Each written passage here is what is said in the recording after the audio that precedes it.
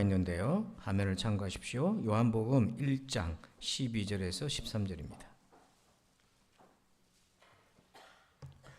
두 절입니다. 우리가 잘 아는 말씀입니다. 우리 같이 두 절 같이 읽겠습니다. 시작. 영접하는 자 곧 그 이름을 믿는 자들에게는 하나님의 자녀가 되는 권세를 주셨으니 이는 혈통으로나 육종으로나 사람의 뜻으로 나지 아니하고 오직 하나님께로부터 난 자들이니라. 아멘. 할렐루야. 자, 오늘 우리 2025년 트렌드라는 주제의 마지막 시간인데요. 이를 한 달간 살폈는데 제목 같이 한번 읽어보실까요? 시작. 영과 일 사이. 목사님 무슨 얘기를 하려고 저러지? 한번 잘 들어보셨으면 좋겠는데요. 지금 하늘이 이제 석양이 졌어요. 색깔이 어떤 색깔입니까? 대부분 붉은색이라고 하지만 붉다라고 했을 때 색감은 붉은색인데 색의 농도는 빛의 반사나 이런 거에 따라서 좀 농도는 다르죠. 그래서 전체적으로는 붉은색이긴 하지만 그 붉은색 안에도 옅하게 진하기가 틀리잖아요. 자, 이걸 0에서 1 사이에 끼어 있는 개념, 조금 어려운 말로 그라데이션, 색이 변색되는 과정, 이렇게 얘기하는데요. 2009년도에 대한민국에 혜성처럼 나타난 걸그룹이 있었어요. JYP에서 나온 원더걸스라는, 기억나십니까 혹시? 벌써 십몇 년 전인데 저도 가물가물해요. 근데 얼굴을 보면 기억날 듯 한데 다 한국 사람이잖아요. 한국 사람적인 특징이 있잖아요. 얼굴에 인종적인 특징이. 근데 올해 혜성처럼 나타난 걸그룹이 있어요. 비초라고요. 영어로 비초로 읽더라고요. 근데 이 6명의 걸그룹인데 K-팝이 가수들인데요. 자, 이 얼굴을 보니까 한국 사람 같습니까? 어떻습니까? 국적이. 이쪽에 끝에 있는 사람은 외국 사람 같이 생겼고 나머지는 한국 사람 같이 생겼죠. 국적이 보면 4사람이 미국이고 한 사람은 캐나다고 또 한 사람은 이중 국적이에요. 근데 한국 K-팝 가수예요. 그 노래를 부르는 사람들은 한국 사람이라고 말하기 참 어려운데 국적으로는 이렇게 어쨌든 섞여 있어요. 그러니까 올해의 트렌드의 오늘 마지막 시간에 어떤 트렌드냐면 0도 아니고 1도 아니고 그 사이에 끼어 있는 그런 이런 부류가 있다는 거죠. 0과 1 사이에 연속적인 변화 어딘가에 우리가 끼어 있다. 자, 그래서 화면에 나와 있습니다만 이 색깔이 0과 1 사이에 비슷한 색이지만 0으로 같을수록 색이 옅하고 1로 갈수록 선명해지잖아요. 그러니까 어쨌든 우리가 같은 색으로 이렇게 보는데 옅하기, 진하기가 다 다르다. 사람이 0과 1 사이에 어딘가 있어도 그 사람은 그 사람 위치대로 우리가 존중해 줘야 한다 하는 건데요. 우리나라도 이제는 단일 국가가 아닙니다. 다문화 국가로 편입되었어요. 인구의 5% 이상이 이주민이 생기면 다문화 국가로 정의를 하거든요. 그래서 지금 한국 사람들은 우리가 원래 알던 한국 사람들은 순구가 줄어가고 있고 외국 사람들, 이주민들은 점점 증가하고 있어요.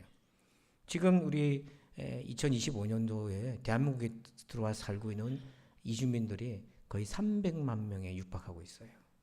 20년 뒤면은 길거리에 15명 중에 1명이 외국 사람이에요. 단감시장에 가니까 우즈베키스탄에서 온 청년들이 과일 팔고 있더라고요. 쌉니다, 싸요. 그래서 말투가 좀 이상하게 보니까 청년들인데 다른 집보다 1,000원씩 싸게 팔아요. 아주머니들이 많이 모여 있어요. 그런데 조선족도 있어요. 말투가 좀 틀리더라고요. 이렇게. 그래서 한국인의 정의를 내릴 때는 이제는 인종적인 특성으로 말하기 어렵다. 언어를 한국말을 쓰면 한국 사람이다. 이런 개념으로 많이 넓어졌어요. 혹시 여러분 이런 동네 들어봤습니까? 몽탄 신도시라고. 동탄 신도시는 들어봤는데 몽탄 신도시는 뭔가? 저기가요, 몽탄 신도시인데 우리나라 사람들이 이름을 지어준 거예요. 몽골입니다. 몽골인데 아파트가 한국식 아파트를 지었고요. 편의점에 CU가 있고 뚜레쥬르도 있고 한국 브랜드가 다 나가 있어요.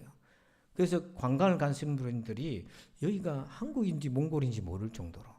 그래서 붙인 별명이 마치 베트남의 다낭을 경기도 다낭이라 하듯이 이 몽골을 몽탄이다. 동탄 신도시를 따서 이게 어디가 한국이고 외국인지 모를 정도로 그러니까 우리나라의 문화가 이렇게 퍼져 있어요. 그러다 보니까 어떤 문제가 생기냐면 정체성이 이제 앞으로 혼합해 가고 있어요. 단일 특성이 아니라 혼합적으로 바뀌어가고 있어요. 자, 이것이 우리의 신앙과 어떤 연결이 있나? 그걸 우리가 살펴보고자 하는 거거든요. 세 가지 중요한 포인트가 있어요. 잘 한번 귀를 기울여 봤으면 좋겠어요. 첫 번째, 1번 제목 읽을까요? 시작. 옅어진 정체성을 주의하라. 그러니까 한국 사람이라고 하는 정체성이 넓어진 반면에 그리스도인이라는 정체성이 옅어지기 시작한 거예요. 자, 여러분 가나안 성도들이 증가하고 있는데 2012년도에는 한 11%, 코로나를 지나면서 2023년도에는 무려 29%가 가나안 성도들이 증가했어요. 가나안 성도들은 예수를 믿는데 교회는 안 나가는 사람들을 가리키는 말이에요. 근데 본인도 나는 성도다, 그리스도인이라고 생각한다고요. 왜? 예수를 믿으니까. 근데 교회만 안 나갈 뿐이다. 그러면 예배는 어떻게 드리나? 온라인으로, 유튜브로 예배를 드린다. 자기가 좋아하는 목사님 설교 듣고 예배한다. 자, 그러는 과정에서 하나님의 자녀로서의 정체성이 얕아지기 시작한 거예요. 하나님의 자녀로서의 정체성의 깊이가 얕아지기 시작한 거예요. 근데 이런 현상은 원인은 좀 다르지만 초대교회도 있었습니다. 초대교회에 몇 가지 사건이 있었는데 유대의 제사장이었던 스게와와 그의 일곱 아들이 귀신을 쫓아내는 사도들의 능력을 본따서 흉내를 내는데 이렇게 얘기해요. 사도행전 19장 13절에 이에 돌아다니며 마술하는 어떤 유대인들이 시험삼아 악귀 들린 자들에게 주 예수의 이름을 불러 말하되 내가 바울이 전파하는 예수를 의지하여 너에게 명하노라 하더라. 흉내를 낸 거예요. 예수님의 이름을 부른 거예요. 그리고 바울이 전파하는 예수를 내가 의지하여서 명령한다. 누가 봐도 그리스도인처럼 비춰지잖아요. 그런데 귀신이 그걸 듣고 있다가 귀신이 뭐라고 했냐면 내가 예수도 알고 바울도 아는데 넌 누구냐? 즉 귀신도 그 사람 믿음을 인정하지 않은 거죠. 네 말만 예수님 이름 불렀지. 네 참된 그리스도인 아니다 이렇게 해버린 거예요. 또 하나 사건이 있었어요. 에베소의 제자들의 사건인데요. 에베소라는 지금의 이제 튀르기예죠, 터키인데 거기에 예수님의 제자들이 많이 생겨났다는 소문을 듣고 제자들이 있다는 소식을 듣고 바울이 찾아가서 물었습니다. 이르되 너희가 에베소에 있는 제자들에게 너희가 믿을 때 성령을 받았느냐? 이르되 아니라 우리는 성령의 계심도 듣지 못하노라. 자기들을 예수의 제자라고 하는데 성령이라는 얘기를 처음 들어본다는 얘기예요. 성령을 받으신 성도들은 아실 겁니다. 성령님이 얼마나 우리에게 중요한 역할을 하는지. 거듭나게 하시는 역할인데. 그 처음 듣는데 자기는 제자다. 이렇게 자기를 스스로 생각하고 있다는 거죠. 또 사마리아의 성에 마술사 시몬이 있었는데 빌립 집사님이 전도하고 능력 행하는 걸 보고 그를 쫓아다니면서 세례도 받았어요. 사도행전 8장 13절에 시몬도 믿고 세례를 받은 후에 전심으로 빌립을 따라다니며 그 나타나는 표적과 큰 능력을 보고 놀라니라. 세례도 받고 전도도 다녔어요. 그러면 누가 봐도 예수 믿는 사람이다 이렇게 생각할 수 있는데 이 시몬이 빌립이 행하는 성령의 능력을 돈 주고 자기도 사고 싶어가지고 사도들이 행하는 능력을 돈 주고 사고 싶어 했어요. 그러자 뭐라고 진단을 받았냐면 사도행전 8장 21절에 하나님 앞에서 네 마음이 바르지 못하니 이 도에는 복음이잖아요. 예수 믿는 도잖아요. 이 도에는 네가 관계도 없고 분깃될 것도 없느니라. 너는 예수님과 상관없는 사람이야. 세례도 받고 전도도 다녔는데 상관없다 이렇게 얘기한 거예요. 초대교회도 그리스도인이다 제자다고 말했지만 그 정체성이 너무 얕았고 엷었어요. 그렇다면 오늘 우리의 그리스도인이라는 성도라는 제자라는 정체성의 핵심이 뭔가? 핵심은 이것입니다. 예수 그리스도예요. 자, 요한복음 1장 12절 13절에 보니까 우리 같이 한번 읽어주실까요 여러분들이? 시작.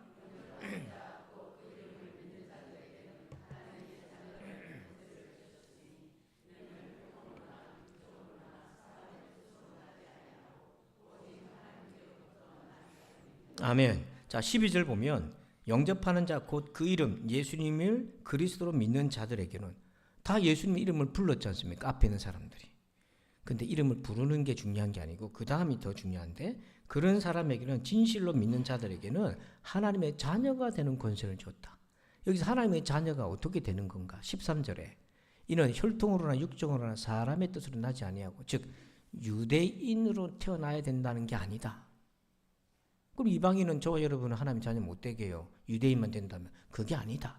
그게 아니고 오직 한 가지잖아요. 진리는요, 배타성이 있거든요. 다른 것이 아니라 이거 하나다. 오직 하나님께로부터 뭐 했어요? 여기서 난 자, 낫다는 게 뭐냐면 영적 출생, 중생, 거듭남을 얘기하는 거예요. 그러니까 예수님을 진짜로 믿는 사람은 하나님께로부터 다시 태어나는 영적 출생을 경험하게 되어 있다, 이 얘기인 거예요.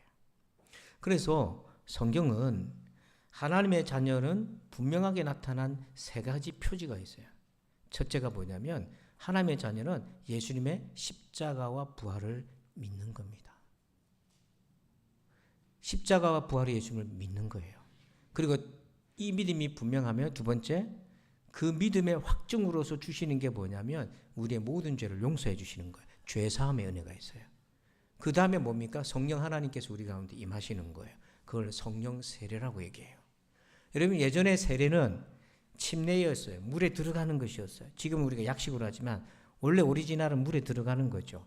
그 세례를 성령에다가 붙인 이유가 뭐냐면 내가 한 부분만 성령의 터치를 받는 게 아니라 내 몸 전체가 성령 안에 충만하게 거하는 거예요.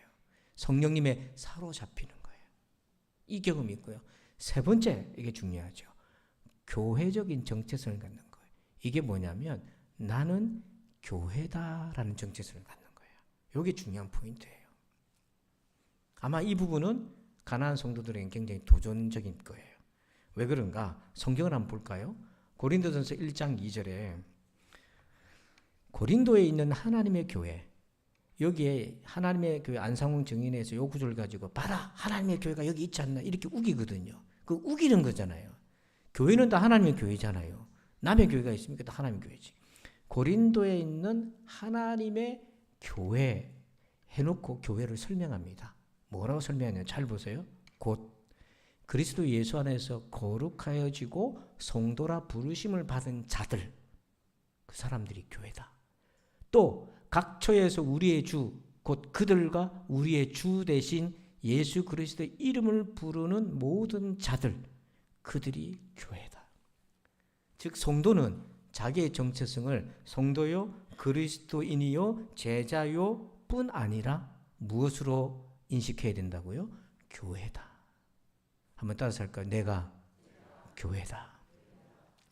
그래서 우리가 교회에서 함께 공동체를 이루는 이유가 거기에 있는 거예요.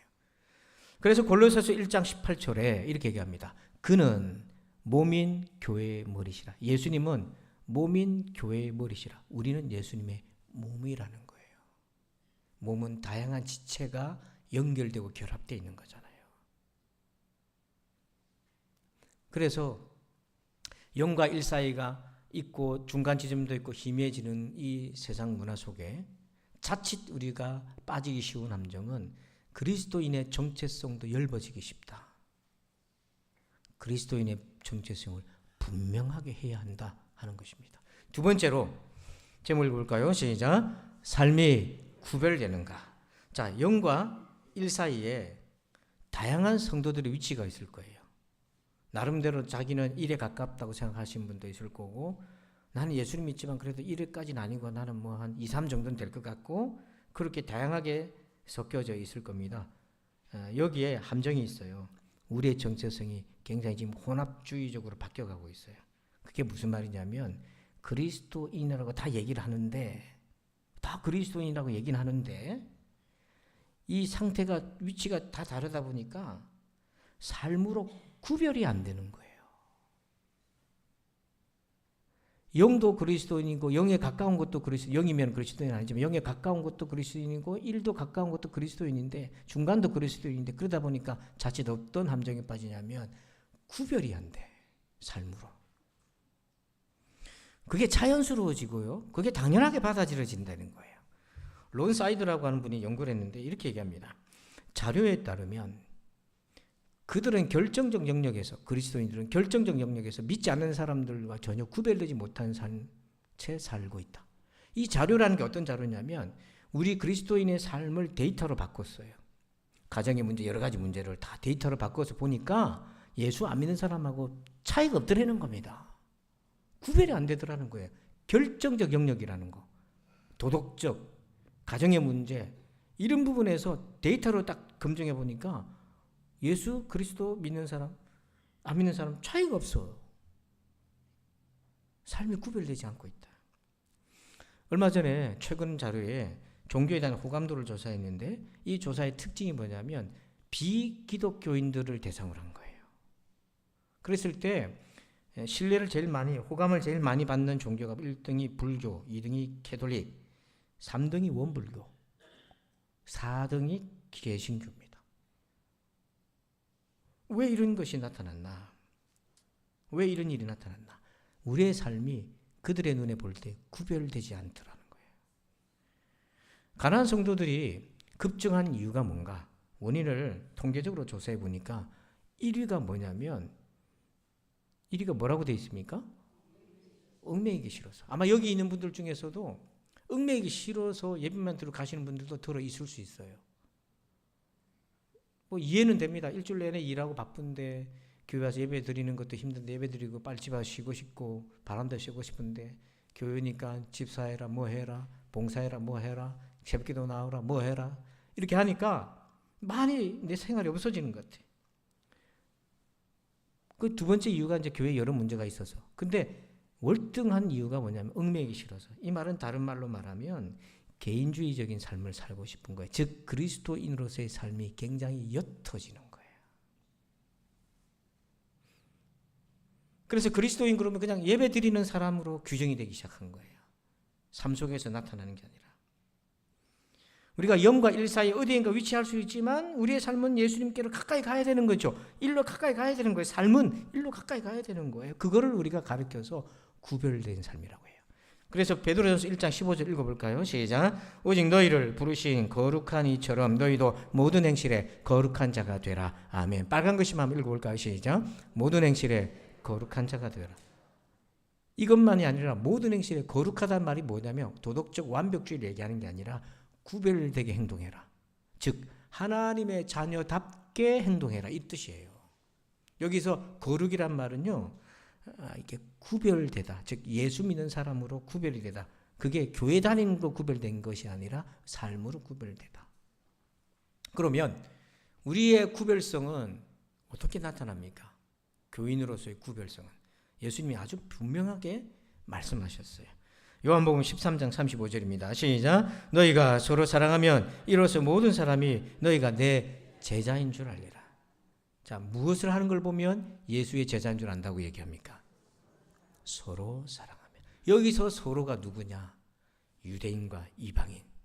유대인은 이방인하고 밥도 안 먹었어요. 한 자리도 안 앉았어요. 근데 같이 밥 먹어요. 그 사이에 담이 허물어졌어요. 예수님의 사랑 때문에. 귀족과 종이 서로 사랑하면, 서로 성향이 다른 사람들끼리 서로 사랑하면. 그러나 지금 세상은 어떻지요? 서로 사랑이랄 때 서로는 나와 취향이 맞는 사람, 나와 뭔가 맞는 사람끼리 사랑하는 걸로 얼마나 왜곡되어 있습니까? 교회는 담을 허물어가는 것이지 세워가는 것이 아니잖아요. 주의해야 되고 조심해야 되고 깨어 있어야 됩니다. 제가 한 가지 중요한 문헌을 하나 소개할 텐데요. 초대교회의 문서인데 그 문서에 지금부터 2000년 전, 그러니까 한 2세기경에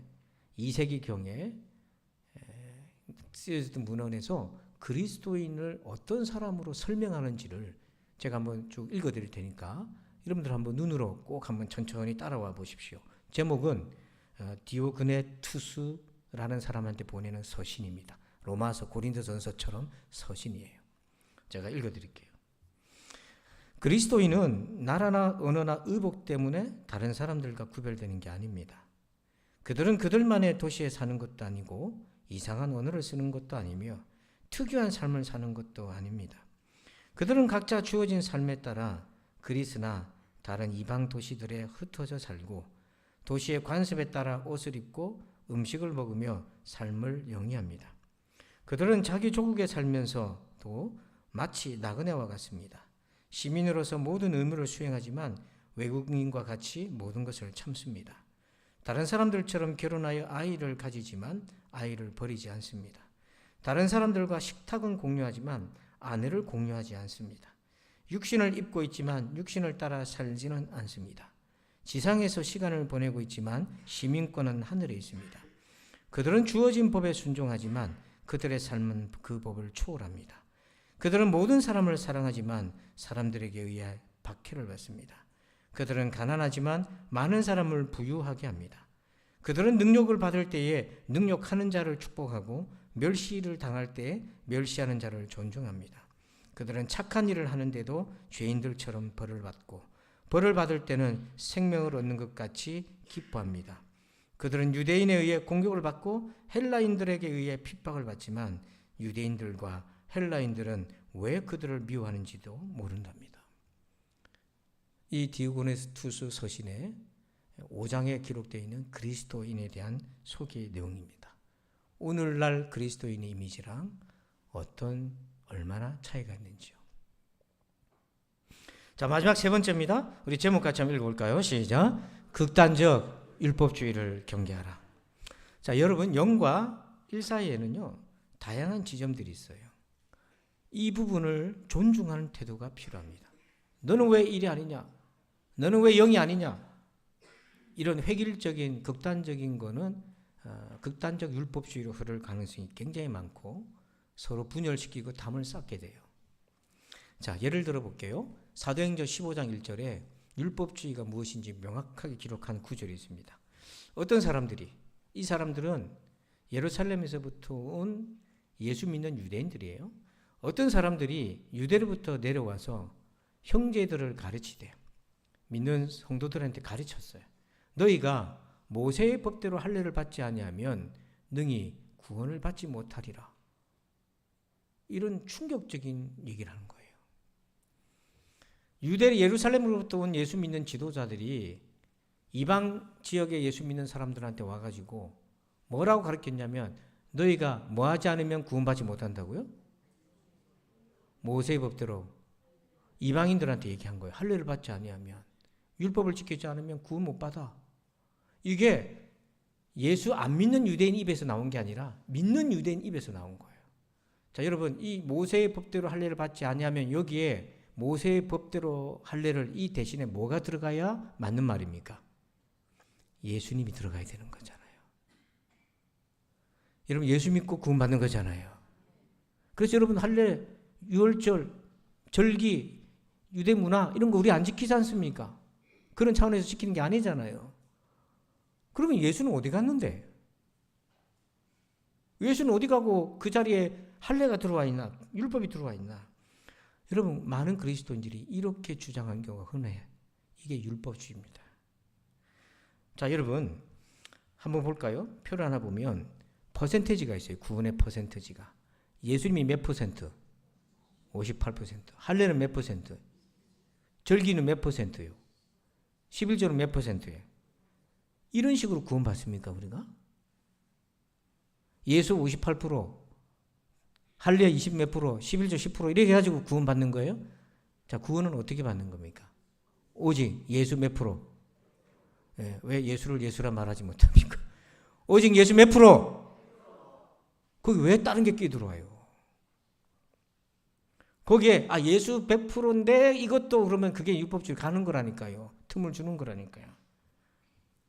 제가 왜 이 얘기를 드리냐면 우리도 암암리에 자기도 모르는 채 예수 60% 다른 거 20% 10% 이렇게 한다니까요. 썩는다니까요. 오죽했으면 미국 뉴욕에서 목회하셨던 팀 켈러 목사님 지금 이제 하나님 부르심을 받았는데 이번에 끼친 복음적 영향이 굉장히 커요. 뉴욕이라는 데가 어딥니까? 무신론의 도시인데 거기에 복음을 전했을 때 웬만한 큰 복음을 전해서 그들 귀에 들어갔겠어요? 그들에게도 나타난 증상이 있었는데 이렇게 얘기해요. 율법주의적인 전형적인 표현이 있더라. 진짜 그리스도인은 항상 이런 식으로 한다. 이게 율법주의자들이 쓰는 문장이라는 거예요. 즉 예수 믿는 사람이라면 이래야지. 거기에 위험한 요소들이 들어있다는 그걸 절대화시키며. 자, 여기에 뭐가 주의해야 될 표현이냐면 진짜 그리스도인이라는 표현. 그러면 이렇게 행동해야 된다. 그 항상 이렇게 들어가는 것이 뭐가 들어가냐에 따라서 아까 유대로부터 한 사람은 할례를 받아야 된다. 진짜 그리스도면 이렇게 주장한 거고. 종교 사기꾼들이 있어요. 오해하지 말고 들으세요. 가끔씩 이렇게 시사 프로그램 보면 종교 사기꾼들이 나오는데 그들의 단골 메시지가 진짜 구원받으려면 11조 해야지. 이 말이 맞아요, 틀려요? 왜 틀립니까? 진짜 구원은 예수를 믿어야 되죠. 그러면 11조는 왜 하십니까? 구원받고 난 이후에 믿음의 뭐예요? 고백이잖아요. 11조에서 구원받는 게 아니라 예수 믿고 구원받는 겁니다. 구원받고 보니까 복의 주인은 누구시라는 걸 알게 된 거예요. 하나님. 그래서 그 하나님을 인정하는 고백적 차원에서 11조를 드리는 거예요. 여러분 헌금하셨잖아요. 선교헌금. 왜 하십니까? 나를 구원하신 이 복음에 대한 빚진 마음으로 하나님께 영광을 돌리고 복음을 전파하기 위해서 하는 거잖아요. 선교헌금에서 구원받는 게 아니잖아요. 구원의 은혜가 너무 크니까 그 복음이 나를 통해 흘러가고 싶고 헌신하는 거잖아요. 율법주의가 왜 위험한 거냐면 이 순서를 바꿔놓는 거예요. 예배도 율법주의가 될 수 있어요. 예배 안 드리면 지옥 가. 오죽 말 안 들었으면 그렇게 협박을 했겠습니까마는 지옥 안 가려면 뭐 해야 됩니까? 예수를 믿어야 돼요. 예수를 믿으려면 뭘 드려야 되는 겁니까? 예배를 드려야 되는 거예요. 그래야 예수 믿는 은혜를 경험할 수 있는 거죠. 왜? 예배는 뭡니까? 하나님께 돌려드리는 최고의 영광이거든요. 나의 영광을 누구에게 돌리겠습니까? 나를 구원하신 주님께 드리는 거잖아요. 이게 예배지 않습니까? 이 고백이 없으면 형식화되고 더 나아가 예배드리면 구원받는다. 이게 율법주의로 흘러가는 거예요. 예수가 없어도 되는 거예요. 종교적 활동으로 채워지면 안 되는 거죠. 자, 이것이 사회적 이슈로 흘러가면 또 이렇게도 왜곡될 수 있어요. 코로나 때 우리가 겪어왔으니까 피드백을 한번 해보자면 백신을 맞느냐 안 맞느냐 얼마나 논쟁이 많았습니까? 백신 패스 도입에 대고 얼마나 논쟁이 많았어요. 그래서 찬반으로 많이 갈라졌어요. 그건 그 입장에 따라 그럴 수 있는 거잖아요. 왜냐하면 백신 부작용이 두려워서 난 안 맞겠습니다. 안 맞겠다는 이유 때문에 불이익을 당하는 것도 이거는 평등의 원칙에 위반되는 거 아니요? 이렇게 주장할 수 있죠. 또 맞아서 자기도 건강해야 되고 다른 사람한테도 피해를 끼치면 안 되잖아. 그 말도 맞는 말이에요. 자, 그런데 뭐가 문제가 되냐면 예수 믿는 사람이라면 백신을 맞아야 돼. 이런 말. 예수 믿는 사람이라면 백신을 맞으면 안 돼. 이건 뭐가 되는 겁니까? 율법주의가 되는 거죠.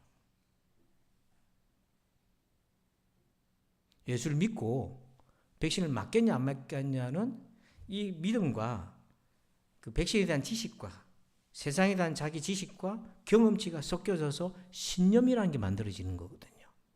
구원 얻는 믿음과 신념을 구분하셔야 돼요. 구원 얻는 복음과 신념을 섞어버리면 안 되는 거예요.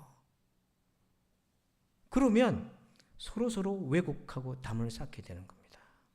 그래서 여러분 제발 부탁인데요. 구원 얻는 믿음과 신념을 구분하시기 바랍니다. 신념을 복음 위에다 놓지 마시기 바랍니다. 신념 위에 있는 것이 복음이 되시길 바랍니다.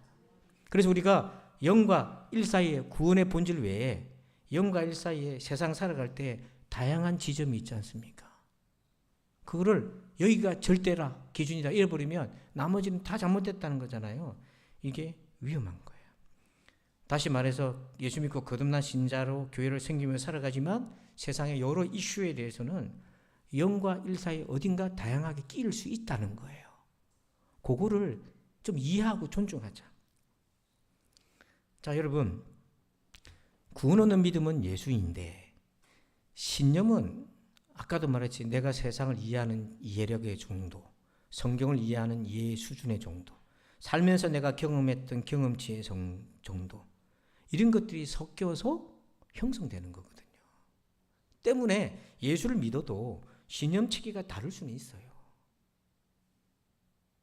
근데 그 다른 신념 체계를 구원 얻는 믿음으로 착각하고 오해해서 주장해버리면 엄청난 혼돈이 오기를 시작하는 거고, 그 혼돈을 지금 우리가 겪고 있는 거예요. 자, 김 집사님이 계신데요. 가상인물입니다. 이분의 그 이슈에 대한 그 입장을 다층적으로 한번 제가 상상을 해봤어요. 자, 보시면 김 집사님의 세상 이슈에 대한 입장은요, 동성애는 완전 반대로 가 있어요. 반대한다.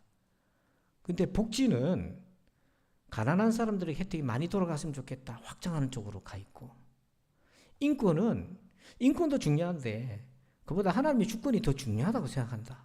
그래서 하나님의 주권 쪽으로 가 있고, 핵무장의 이슈가 또 많잖아요. 대한민국도 해야 되냐 말아야 되냐.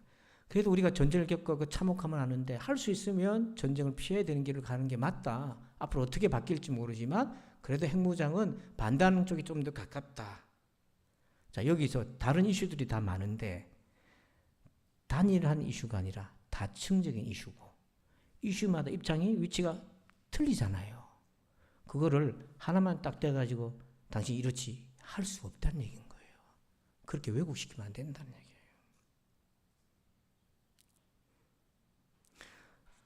여러분, 믿음은, 구원 얻는 믿음은 안 바뀝니다. 1000년이 지나도 예수님으로 구원받습니다. 신념은 내일도 바뀔 수 있어요. 여러분이 내일도 바뀔 수 있는 게 신념이라니까요. 몰랐는데 나 그게 진짜야? 그러는 순간 내일도 바뀝니다. 그게 절대로 안 바뀔 것 같죠? 5년 지나면 내가 그랬나? 그런 게 신념이에요. 근데 예수님을 이런 정치적인 프레임으로 끌고 간 사람들이 많았어요. 자, 성경 한번 볼까요? 마가복음 12장 14절 한번 읽어봅시다. 시작. 와서 이르되 선생님이요, 가이사에게 세금을 바치는 것이 옳으니까 옳지 아니하니까. 이걸 예수님한테 왜 물어봐요? 세금 알아서 내면 되지. 왜 물어봤습니까? 예수님을 정치라는 프레임으로 딱 끌고 들어오려고 했던 거죠. 가이사는 로마 황제거든요. 이스라엘이 로마 식민지잖아요. 그러니까 와가지고 가이사한테 세금 내는 게 옳아요, 옳지 않아요 물었을 때 예수님이 만약에 옳다, 가이사한테 내는 게 맞다 그러면 그 다음부터 돌아서서 예수님 보고 뭐라고 얘기한다고요? 친 로마파야. 그 한마디면 예수님이 전하는 복음은 아무도 안 듣습니다. 친 로마파 얘기를 왜 들어? 반대로 내지 마라. 그러면 유대 민족주의자야. 우리와 같은 그룹이야. 이래버리면 누가 되는 거예요? 요나가 되는 거예요. 요나가 다시스에 도망가 버렸어요. 니느웨로 안 가고. 왜요? 니느웨는 이스라엘을 두고두고 괴롭힌 아시리아 제국의 수도인데 거기 구원받으러 내 복음을 왜 전하러 갑니까? 근데 하나님은 민족주의보다 더 크신 분이기 때문에, 만약에 민족주의적 하나님이었으면 저와 여러분이 어떻게 구원받습니까? 또 율법주의 프레임으로 예수님을 딱 가두려고 했어요. 마태복음 9장 11절에 한번 읽어볼까요? 같이 시작. 바리새인들이 보고 그의 제자들에게 이르되 어찌하여 너희 선생은 세리와 죄인들과 함께 잡수시느냐. 바리새인들은 율법주의자잖아요. 모세오경을 절대시하고 있잖아요. 그 모세오경을 해석한 내용들에 보면 하나님의 사람은, 자녀들은 이방인하고 밥도 먹으면 안 돼, 죄인하고 어울리면 안 돼, 딱 그렇거든요. 왜? 같이 더러워진다는 거예요. 이 유대인들은 어느 정도 결벽적이냐면 시체를 만지면 자기도 오염되고요, 죽은 것들을 만지면 자기도 오염되고, 부정한 걸 만지면 자기도 부정해지기 때문에 죄인과 세리는요, 부정한 사람들의 대표 명사거든요. 그들하고 같이 밥 먹는 예수님은 율법주의적 프레임 보면 저 사람은 율법을 파괴하는 예수고 죄인하고 어울리는데 말이 되냐? 그러면서 뭐라고 소문내냐면 저 예수는 반율법주의자야. 그러면 유대인들은요, 그때부터 예수님이 뭐라 얘기해도 안 듣는 거예요. 왜? 반율법주의자는 얘기를 누구 듣습니까? 이렇게 복음을 방해를 하기 위해 정치를 끌어오고 율법주의를 끌어와가지고 예수님을 올가매려고 한 거예요. 근데 예수님이 뭐라고 얘기하셨냐면 요한복음 18장 36절에 한번 읽어볼까요? 시작. 예수께서 대답하시되 내 나라는 이 세상에 속한 것이 아니니라. 여러분 오해하지 말고 들으세요. 저는 복음을 전하러 온 사람이잖아요. 맞죠? 제 입에서 저의 신념을 들으려 하지 마세요. 우리 교인들 중에 교회를 떠난 분들이 몇 분 있는데 어떤 분은 왜 교회가 촛불을 안 듭니까? 그러고 떠난 분도 있고, 어떤 분은 왜 교회가 태극기를 안 듭니까? 그러고 떠난 분이 있어요. 제가 다독거리고 얘기를 합니다. 그게 아니고. 만약에 여러분들이 우리 목사님은 우파야. 그럼 그때부터 좌쪽에 가 있는 분들은 제 설교 들리겠어요? 우리 목사님 좌파야 이래버리면 그때부터 설교 들리겠어요? 저는 되도록 애를 쓰고 노력합니다. 혹시나 제 신념이 묻어날까 봐. 그건 중요한 거 아니에요, 여러분들한테는.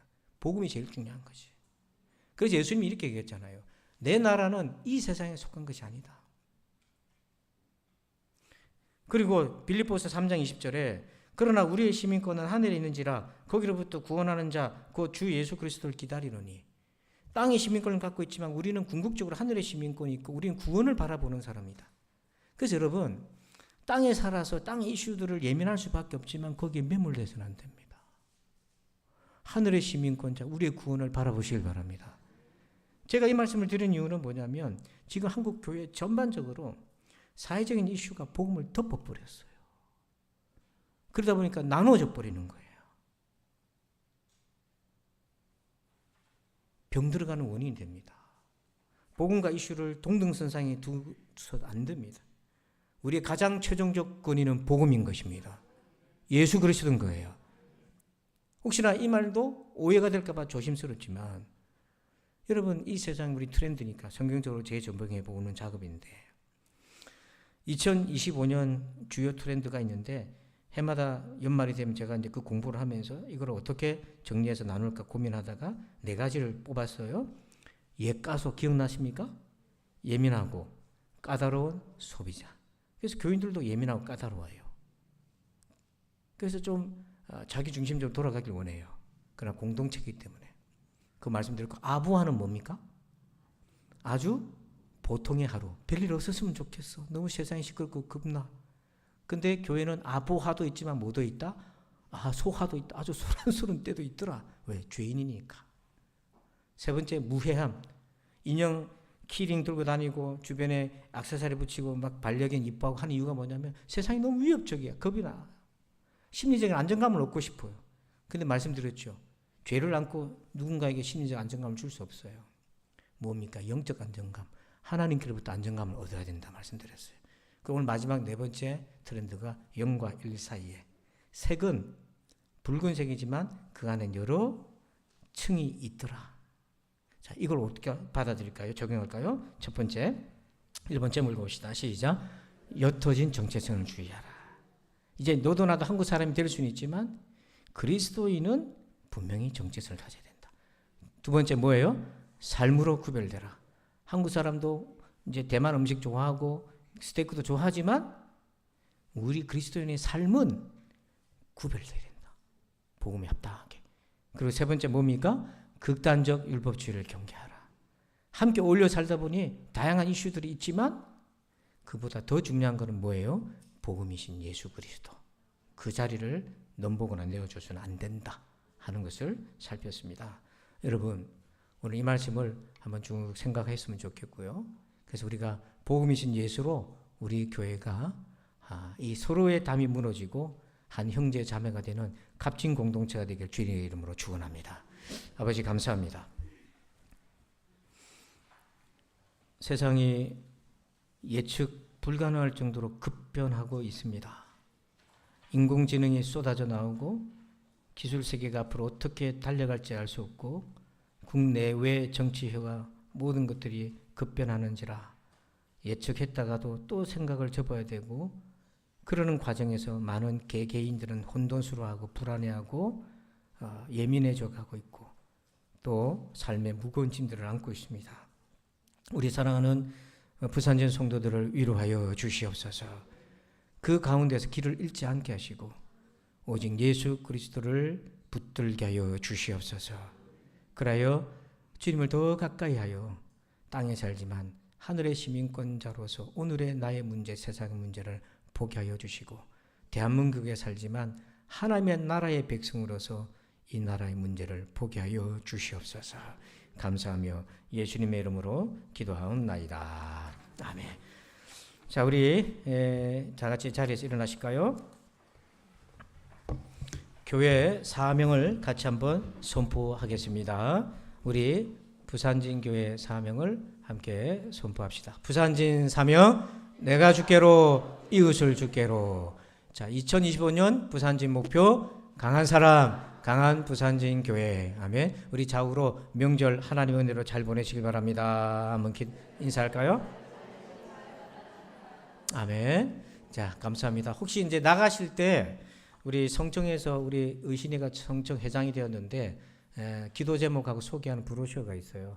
그래서 정수기 통 옆에 있는데 나가실 때 하나씩 우리 청년들이 나눠주면 더 좋겠네요. 밑에 1층에서 그렇게 좀 나눠주시고 기도해 주십시오. 우리 성령 1장 찬양 드리겠습니다.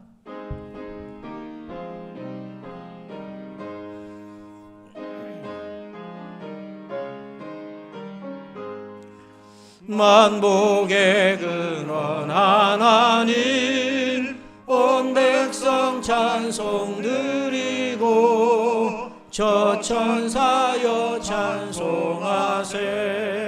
찬송 성부 성자 성령. 아멘. 이제는 우리 구주 예수 그리스도의 은혜와 하나님 아버지의 그 크신 사랑하심과 성령님의 감화감동 교통은혜의 충만하심의 역사하심이 이 세상의 유행 속에서 변하지 않는 이 복음이신 예수님을 붙들고 끝까지 구원의 길을 달려가기를 소원하고 또 결심하는 우리 모두들 위해, 또 이 명절 연휴 기간 오가는 걸음 안전하게 하나님께 감사하며 영광 돌리길 원하는 가정들 위해 이제부터 영원토록 함께 계실 지어다. 아멘.